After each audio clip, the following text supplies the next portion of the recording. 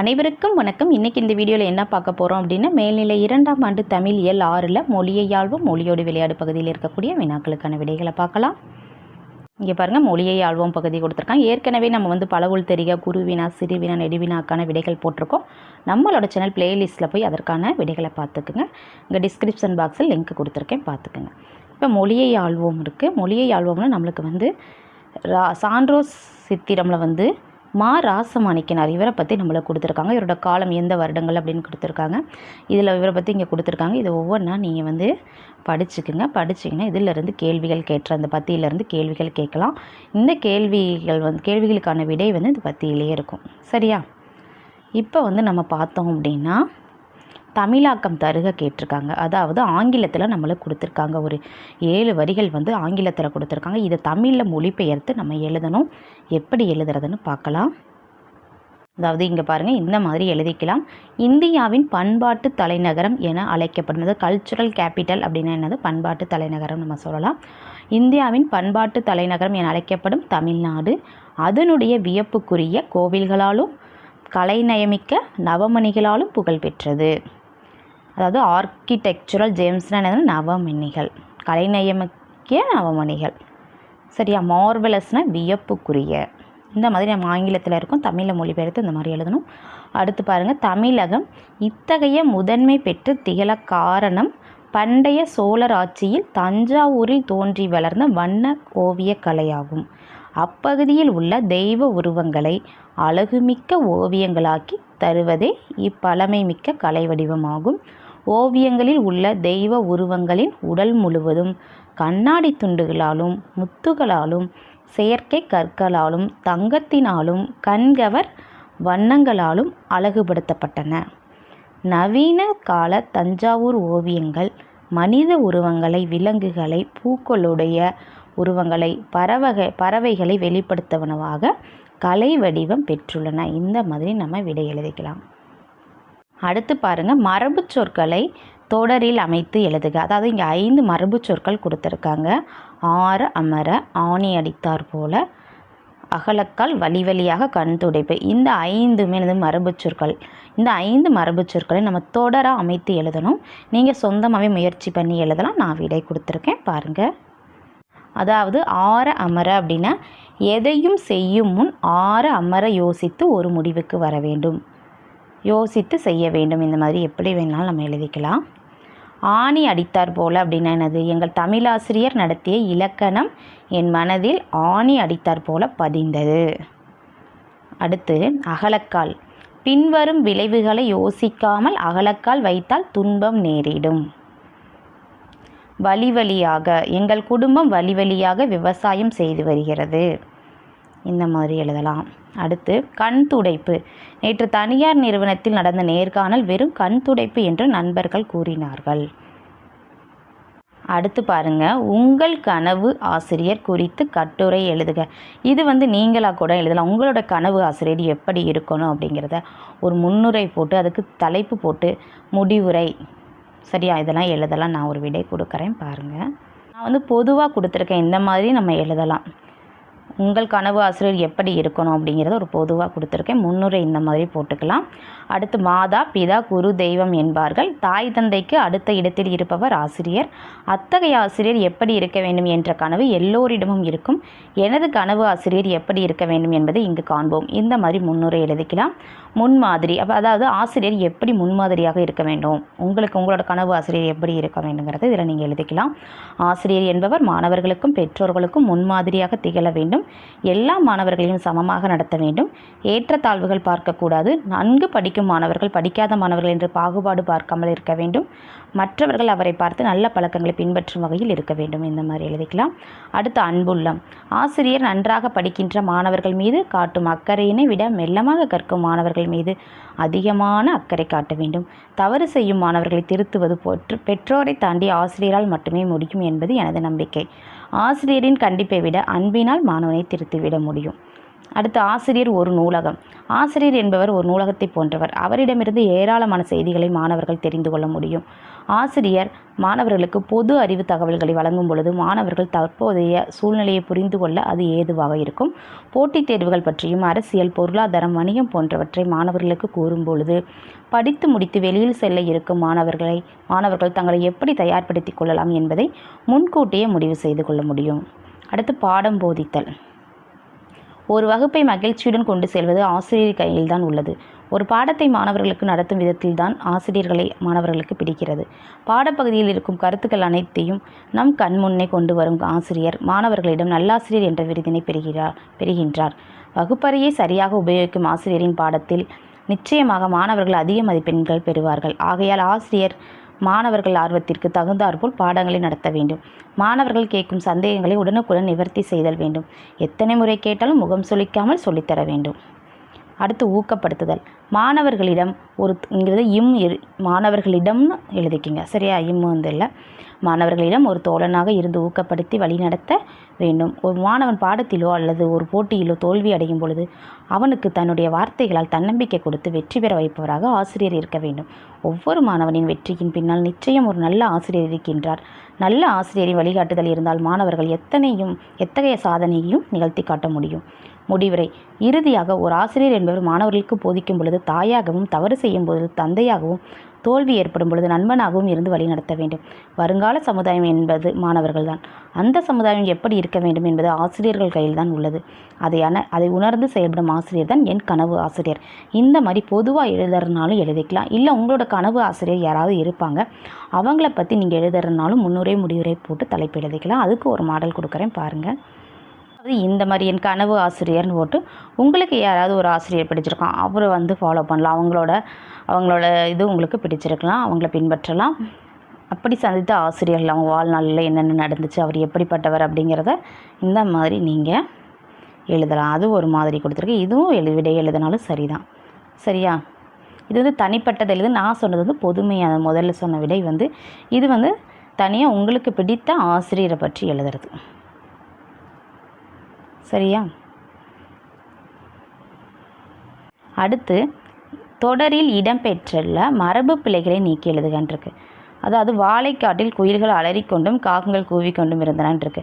இதில் மரபு பிழை எப்படின்னா, வாழைக்காட்டில் குயில் என்னது கூவும், அலறாது. காகங்கள் கரையும், அப்போ அந்த கூவிக்கொண்டும்னு இருக்குது. இந்த மரபு பிழைகளை நீக்கி எப்படி எழுதுறதுன்னு பார்க்கலாம். அது இந்த மாதிரி எழுதிக்கலாம். வாழைக்காடு கிடையாது, வாழைத்தோட்டத்தில், தோப்பில் கூட எழுதலாம். வாழைத்தோட்டத்தில் வாழைத்தோப்பில், ஆனால் வாழைத்தோட்டத்தில் தான் கரெக்டாக வரும். வாழைத்தோட்டத்தில் குயில்கள் கூவிக்கொண்டும் காகங்கள் கரைந்து கொண்டும் இருந்தன. முருகன் சோறு சாப்பிட்டு பால் குடித்தான். இதை எப்படி எழுதலாம்? முருகன் சோறு உண்டு பால் பருகினான். கோவிந்தன் குடியிருக்க சுவர் கட்டி கூரை அமைத்தார். இதை எப்படி எழுதலாம்? கோவிந்தன் குடியிருக்க சுவர் எழுப்பி கூரை வேய்ந்தார். வனவிலங்கு காப்பகத்தில் சிங்கக்குட்டியும் யானைக்குட்டியும் கண்டேன். இதை எப்படி எழுதலாம்? வனவிலங்கு காப்பகத்தில் சிங்கக்குருளையும் யானைக்கன்றையும் கண்டேன். ஆட்டுத் தொழுவத்தை சுற்றிலும் எலிகள் பொந்துகள் அமைத்திருந்தன. ஆட்டுப்பட்டியை சுற்றிலும் எலிகள் வலைகள் அமைத்திருந்தன. இது மாதிரி பனை மட்டையால் கூரை வைத்திருந்தனர். பனை ஓலையால் கூரை வேய்ந்திருந்தனர். இந்த மாதிரி நம்ம மரபு பிழையை நீக்கி எழுதணும். அடுத்து பாருங்கள், பத்தியை படித்து தேவையான இடங்களில் நிறுத்தற்குறிகளை இட்டு எழுதுகன்றிருக்கு. இங்கே இருக்குது பாருங்கள். இதில் தேவையான இடத்துல நம்ம நிறுத்தற்குறிகளை இட்டு எழுதணும். பாருங்கள், அதுக்கு கீழே விடை இருக்குது பாருங்கள். இளங்கோவடிகள் சாத்தனாரிடம் முன் செய்த வினை நிறைவேறும் காலம் என்றீர்களே, அவர்களுடைய முந்தைய வினை யாது? இந்த இடத்துல பார்த்தீங்கன்னா எந்த இடத்துல கமா, கால் புள்ளி, கேள்விக்குறி, ஆச்சரியக்குறி எந்த இடத்துல வருதுன்னு பாருங்கள். இந்த மாதிரி நீங்கள் போடணும். அதன் விளைவு என்ன? நிகழ்ந்த காலம் யாது? அதை நீங்கள் அறிந்திருந்தால் கூறுக என கேட்டார். இறுதியில் முற்றுப்புள்ளி. இதில் பார்த்துக்குங்க, சரியா? அடுத்து இலக்கிய நயம் பாராட்டுக. நான் காமராசன் எழுதின ஒரு பாடல் கொடுத்துருக்காங்க. பூமி சருகாம் பாலையை முத்து பூத்த கடல்களாக்குவேன், புயலை கூறுபடுத்தியே கோடி புதிய தென்றலாக்குவேன், இரவில் விண்மீன் காசினை செலுத்தி இரவலரோடு பேசுவேன், இரவெறிக்கும் பரிதியை ஏழை விரக்கெரிய பேசுவேன் இருக்குது. இந்த பாடலில் நம்ம வந்து இலக்கிய நயம் பாராட்டி நம்ம எழுதணும். அதில் ஆசிரியர் குறிப்பு, திரண்ட கருத்து, மைய கருத்து, நயங்கள்லாம் எழுதணும். என்ன நயம், மோனை, எதுகை, ஏய்பு, சந்தம், அணி இதெல்லாம் எழுதணும். பார்க்கலாம். அதாவது முதல்ல நம்ம ஆசிரியர் குறிப்பு எழுதிக்கணும். ஆசிரியர் குறிப்பு எப்படி எழுதலாம்? இப்பாடலை பாடிய கவிஞர் நா. காமராசன் எளிய சொற்களை கொண்டு அரிய செய்திகளை விளக்கும் திறன் உடையவர். இவர் தம் கவிதைகள் புதுமை கொஞ்சும் சிறப்புடையவை. இவரை பின்பற்றி புதுக்கவிஞர் பலர் தமிழ்வானில் உலா வந்தனர். இனி கவிதை பொருள்நயம் காண்போம்னு எழுதிட்டு அடுத்து மையக்கருத்து எழுதிக்கலாம். எழில்மிக இயற்கையை மனித வாழ்விற்கு உதவும் வகையில் மாற்ற வேண்டும் என்பது இக்கவிதையின் மையக்கருத்தாகும். அடுத்து மோனை. குயவனுக்கு பானை, செய்யுளுக்கு மோனை. அடிகளிலோ சீர்களிலோ முதலெழுத்து ஒன்றி வருவது மோனையாகும். சான்று எழுதிக்கலாம். முதலெழுத்து ஒன்றி வருவது அந்த பாடலில் பார்த்தீங்கன்னா இருக்கும். புயலை புதிய, இரவில் இரவலரோடு இரவெரிக்கும், இதெல்லாம் எழுதிக்கலாம். அடுத்து எதுகை. மதுரைக்கு வைகை, செய்யுளுக்கு எதுகை.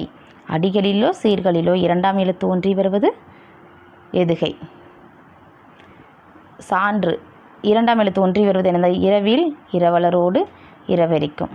அடுத்து இயைபு. செய்யுளில் அமைந்த அடிகள் தோறும் இறுதி எழுத்தோ அசையோ சீரோ ஒன்றி வருவது இயைபு. சான்று. அதாவது கடல்களாக்குவேன், தென்றலாக்குவேன், பேசுவேன், வீசுவேன், இதில் தான் இறுதி எழுத்து ஒன்றி வருதில் இதுதான் இயைபு. அடுத்து அணிநயம். கண்ணுக்கு மையழகு, செய்யுளுக்கு அணியழகு. அணி என்பதன் பொருள் அழகு ஆகும். இப்பாடலில் இயல்பு நவிற்சி அணி அமைந்துள்ளது. அடுத்து சந்தம். சிந்துப்பாவில் அமைந்த இப்பாடல் இசையுடன் பாடுவதற்கு ஏற்ற ஓசை நயத்தை பெற்றுள்ளதால் சந்த நயம் சிறப்பாக இடம்பெற்றுள்ளது. நா. காமராசனின் பூமி சருகாம் பாளைய என தொடங்கும் பாடல் எதுகை, மோனை, இயைபு, முரண், அணி, சந்தம் என்னும் அனைத்து நயங்களையும் தன்னகத்தை கொண்டு படிப்போரை மெய்மறக்கச் செய்கிறது. அதாவது நம்ம முரண் வந்து எழுதாம விட்டுட்டோமா, முரண் எழுதிக்கிங்க. இதில் இருக்குந்தா அணிநயம் இருக்குல்ல, அதுக்கு மேலே முரண் இருக்கும். அதாவது செய்யுளில் அடிகளில் அமைந்த தொடர்களில் சொல்லோ பொருளும் முரண்பட்டு வருவது முரண். அது பூமி சருகாம், பூத்த கடல், புயலை, புதிய தென்றல், இந்த ரெண்டுமே பார்த்தோம் அப்படின்னா எதிராக வருது, முரணாக அமைஞ்சிருக்கு. சரியா? இதை எடுத்துக்காட்டாக எழுதிக்கலாம். அடுத்து கீழ்காணும் விளம்பரத்தை படித்து நாளிதழ் செய்தியாக மாற்றுக. இங்கே ஒரு விளம்பரம் கொடுத்துருக்காங்க பாருங்கள். இதை வந்து நம்ம நாளிதழ் செய்தியாக மாற்றணும். எப்படிங்கிறத பார்க்கலாம். இதில் என்னென்ன செய்தி கொடுத்துருக்காங்க? சென்னை புத்தக கண்காட்சி வந்து புத்தக காட்சி 47வது புத்தக கண்காட்சி. இல்லை வாசகங்கள் பார்த்தோம் அப்படின்னா புத்தகங்களை வாசிப்போம், வாழ்க்கையை நேசிப்போம். அடுத்து வந்து இது வந்து ஒரு ஆனந்த திருவிழா, அனைத்து வயதினரும் கொண்டாடும் ஆனந்த திருவிழா. இதில் எத்தனை அரங்குகள் இருக்குது? 800 அரங்குகள் இருக்குது. தலைப்புகள் எவ்வளோ, வாசகர்கள், பார்வையாளர்கள், இந்த 4ஐயும் பயன்படுத்தி நம்ம வந்து எழுதணும். அடுத்து எந்த வருடம் எந்த நாளில் நடக்குது அப்படிங்கிறது கொடுத்துருக்காங்க. எங்கே நடக்குது அப்படிங்கிறது அது YMCA உடற்கல்வியல் கல்லூரி நந்தனத்தில். நுழைவு கட்டணம் எவ்வளோ அப்படின்னா 10 ரூபாய். இதில் வந்து பார்த்தோம் அப்படின்னா இதில் எவ்வளோ தள்ளுபடி இருக்குன்னா 10% தள்ளுபடி. ஹாலிடேஸ் எப்போ, வீக் டேஸ் எப்போ அப்படிங்கிறது இங்கே கொடுத்துருக்காங்க. 2லேருந்து இங்கே இருக்குது பாருங்கள். 2 PM 8:30 PM மதியம், அது காலை முதல் வீக் டேஸு. ஹாலிடேஸில் 11 மணிலேருந்து 8:30 வரல இருக்கும் பிற்பகல். அது மாதிரி எந்த 3ஆம் தேதியிலேருந்து 3/1/2024 முதல் 21/1/2024 வரை நடைபெறும். இது வந்து தென்னிந்திய புத்தக விற்பனையாளர் மற்றும் பதிப்பாளர் சங்கத்திலேருந்து இந்த இது வந்திருக்குது. என்னதுன்னா இந்த நாளிதழ். இந்த நாளிதழை வந்து செய்தியை மாற்றி எழுதணும். எப்படி எழுதுறது, ஃபோன் நம்பர் எல்லாமே கொடுத்துருக்காங்க. இங்கே பாருங்கள், இந்த மாதிரி நம்ம எழுதலாம். சென்னை புத்தக காட்சின்னு போட்டு நமது சிறப்பு நிருபர்னு போட்டுட்டு கீழே வந்து 47வது சென்னை புத்தக காட்சி வருகின்ற 3/1/2024 முதல் 21/1/2024 வரை நந்தனம் YMCA உடற்கல்வியல் கல்லூரி வளாகத்தில் நடைபெற உள்ளது. அனைத்து வயதினரும் கொண்டாடும் ஆனந்த திருவிழா. 800 அரங்குகள், 12 லட்சம் தலைப்புகள், 20 லட்சம் வாசகர்கள், 30 லட்சம் பார்வையாளர்கள் பங்கு பெறும் திருவிழா.